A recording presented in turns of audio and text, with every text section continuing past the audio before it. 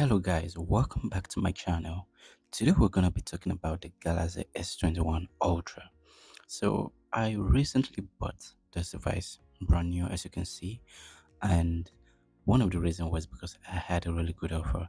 I know most of you that are planning to buy this phone will probably get it used or maybe refurbished, but I got mine brand new because the offer I was getting for this was kind of like the same price I would have paid for a used one, and I just felt like, okay, let me just get a brand new one.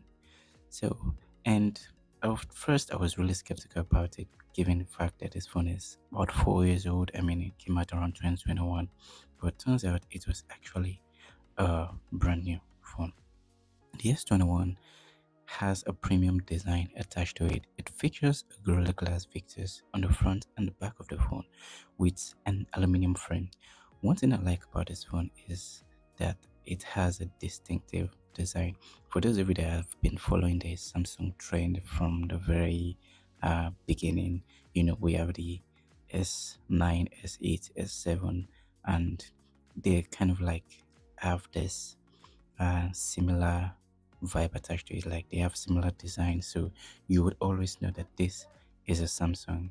And also for the Note series, you have the Note 8, Note 9, and even the S10. The Note 10 Plus has kind of like a similar design to it. So that is one of the reasons why I actually like this, because it's apart from the um recent flagship, the S22 Ultra, down to the S25 Ultra.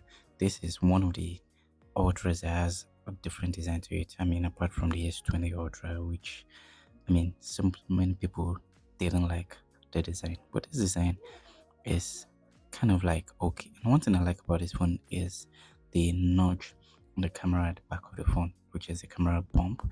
The Gorilla Glass Victus on the back still kind of like picks fingerprint. Like if you're using it over time, it can kind of like pick your fingerprint at the back of the phone.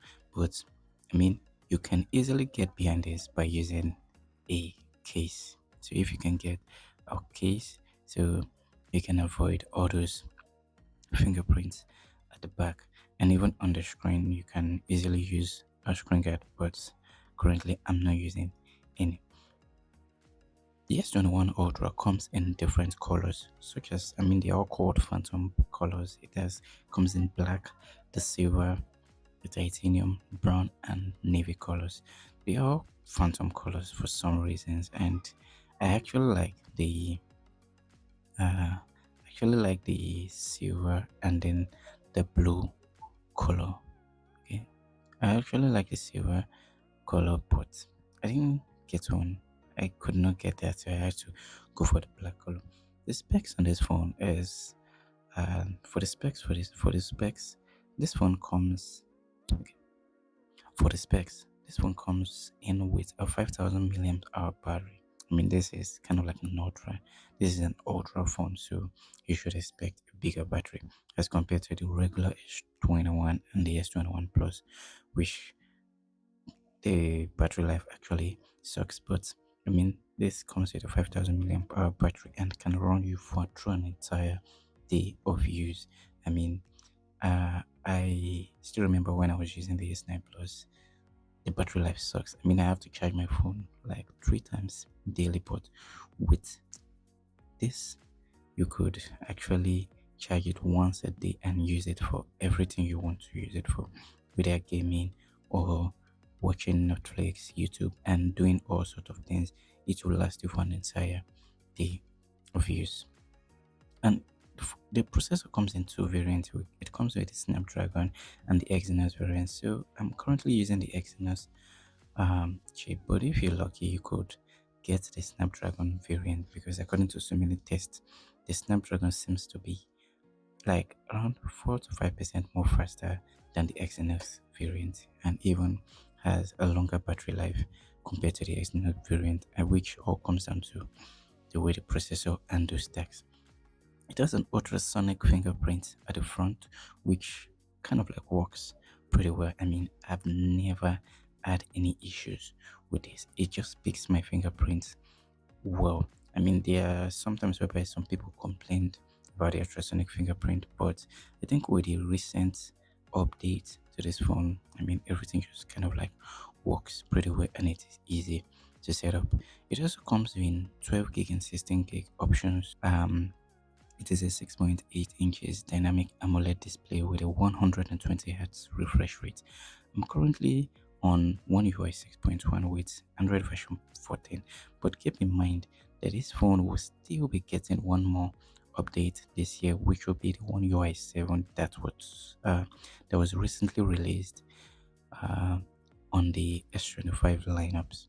So for those of you that know about the new S25, it came with One UI 7, and according to Samsung this year, they'll be rolling out the update for basically for few phones that actually still have supports, and S21 Ultra still have, I think, 1 year of support, which is going to be ending this year. So if you still want to pick this phone, I mean, this is still an amazing phone.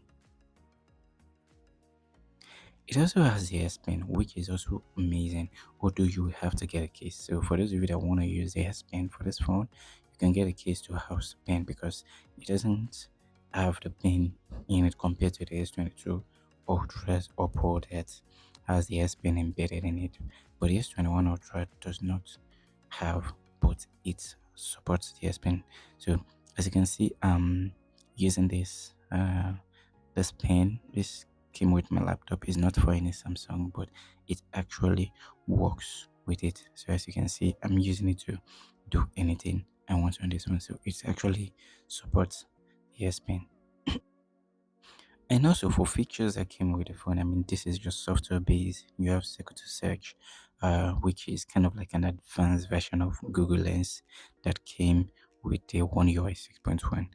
I mean, this can just basically allow you to search for anything without having to minimize down to maybe Google just to complete your search. You can actually do this in app.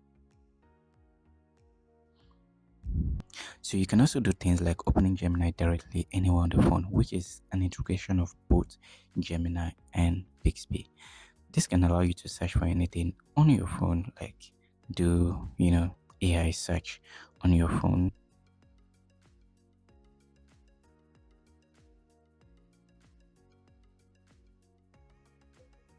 So the Exynos 2100 chip on this phone kind of like wows it. I mean, it allows you to do so many tasks. Like you can game on this phone. Basically, you can play any game on this phone and it will handle it excellently. It doesn't have any drawbacks. I mean, one of the few drawbacks are basically something that has been going on in Samsung, whereby if you play game for an extended period of time, you start seeing frame rates drop inside. But that is if you and you have to play game for so long for you to notice that drop in frame rate. We should just be like maybe 1 to 2 um 1 frame rate drop or 2 frame rate drop on gaming. So gaming on this phone is actually amazing and you can complete so many tasks. You can open so many tabs and it does not slow down. For the camera, you get a 108 megapixel main camera. And also you get a 12 megapixel ultra wide camera and a 10 megapixel telephoto camera. This camera is fantastic and I've taken amazing photos and videos with this phone. One part that I noticed about the camera is the night mode, which I'm gonna be showing here. So it is mostly over processed. I mean, I took some pictures.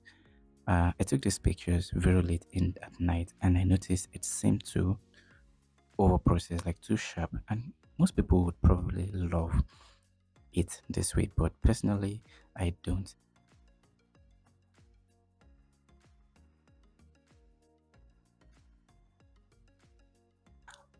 I end up using the pro mode when taking pictures in the night to get those extra settings. And most of the times I might just get by using the night mode if I'm exposed to a lot of lights. Like let's say I'm in a concert or something. But whenever I'm in a place that doesn't have enough light, I'm just depending on the moonlight and all. I end up using the pro mode. overall the photo quality looks really really amazing. I mean, it's it's kind of like better. I mean, if you compare this to what you have recently to the flagship, they are just maybe a few percentage ahead of this, because this camera actually look amazing. You could have taken a lot of videos, I've taken a lot of photos on this camera, and I can tell you that they are really really good. So overall, if you're planning to get this phone, or you already have this phone and you're thinking, should I upgrade? You could upgrade if you have the money, or if you actually have the need to upgrade. But if there's no, if it's just taking pictures and using it for your daily driver, I mean, this phone is absolutely amazing. I bought this phone this year, March 2025. So it's really, really amazing. And I am super satisfied with this phone. So there you have it. So if you have any question you want to ask, you can leave your comments in the comment section below, and I will do so. So reply every single comment. I mean, I will try my best to reply every single comment. So make sure you also like this video, and um, do not forget to subscribe to the channel. Thank you very much, everyone. Bye.